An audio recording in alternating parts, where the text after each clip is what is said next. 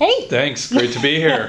So, Brian, give us an idea as to what it was that you have done, or what it is that you have done throughout your career that creates the title serial entrepreneur. Sure. Well, after I got my MBA from Thunderbird in Phoenix, Arizona, I started working for the America's Cup organizing committee right here in San Diego. And I developed a special project for them and pitched it to AT&T, and it was an education program, and it had at its base cause marketing, corporate social responsibility. And it was basically an education program, a chance for AT&T to give back to the community, support education and youth, and get its name into high schools across the country. Roll that forward, I actually was able to start an agency from that project.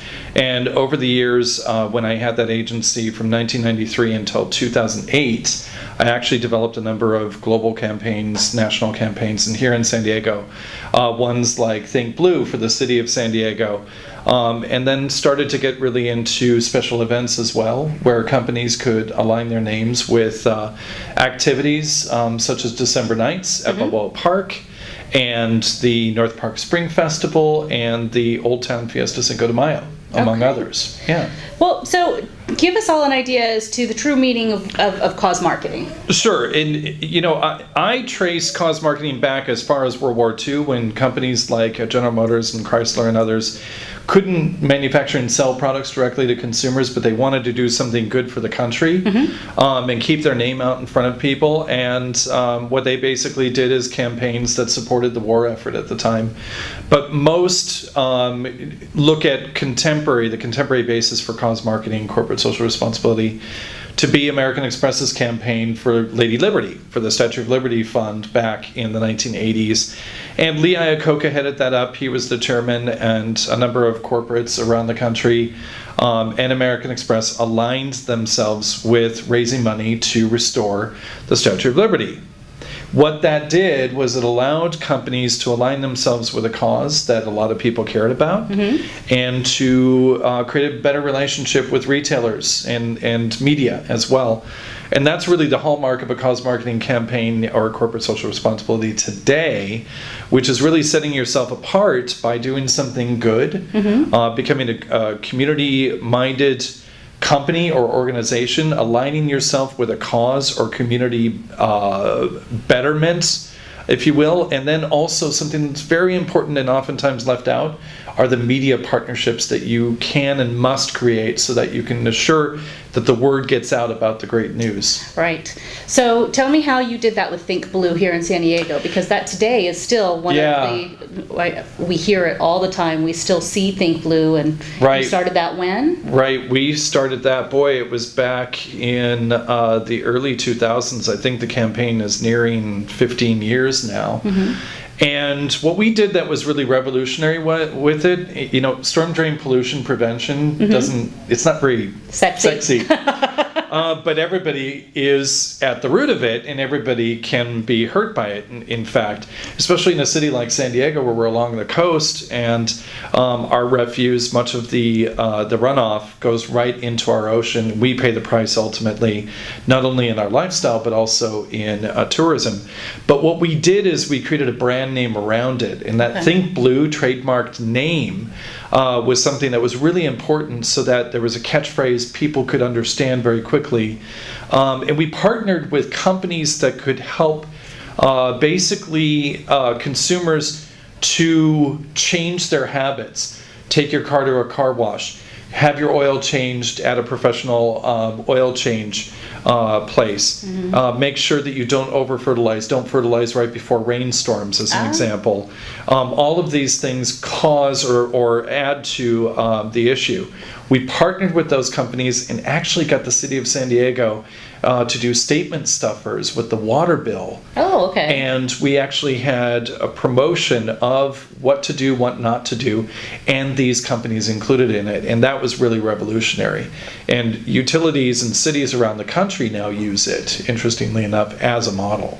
So with cause marketing, there are a lot of organizations out there that really just are slim on funding. So they sort of need to be their own cause marketing company. They don't generally have, for a lot of nonprofit organizations, the ability ability to create a relationship with an agency because the funds just are not available. So what are some of the things that go into creating a good cause marketing campaign? Well, really important is media. Okay. And oftentimes, and I actually started one of the first cause marketing classes in the country, and what I always reinforce in that class, and it's not in the books, which oftentimes we find, it's the corporate and it's the nonprofit or the community cause, but where's the media? Without the media being included, you're not guaranteed that you're going to get that coverage. So what we would do is create an RFP. We would go to, and this was back in the days of the traditional media, back in the 1990s and early 2000s.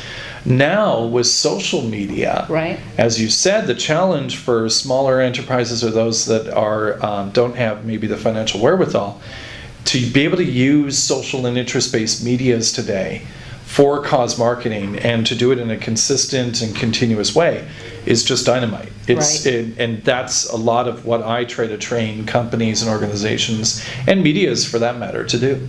Now, how is it that you get an organization to understand how to really find how they're going to emotionally engage their audience? Because that seems to be a tough one. As an organization, especially for the people that are working within these nonprofit organizations, they've got so many hats to wear, and it's very difficult sometimes to see from the outside what they might be missing, how you pull on those heartstrings. It's really important on the cause side or the community side, plus the corporate side and the media side.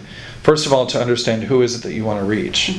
What's the message that you want to get out to them? And once you know that, then you can start to form those collaborative ideas. I mean, with a campaign that I developed for the American Red Cross, we basically went out and we thought, well, who are the companies that make the most sense? What are the organizations that make the most sense? What are the medias that make the most sense for getting the word out about disaster preparedness? One of the categories that we came up with was, of course, hardware. We went out to Ace Hardware, True Value Hardware, and a number of other nationals, and actually ended up partnering up with True Value Hardware and their thousands of members, franchisees across the country. Once we had that power behind us, then we went out to the media. And the media came on board because they thought, we're concerned about, weather incidents or other disasters, preventative disasters, oftentimes just even in the home. And that story resonated with them and their viewers or their listeners or their readers. Okay. Yeah. All right.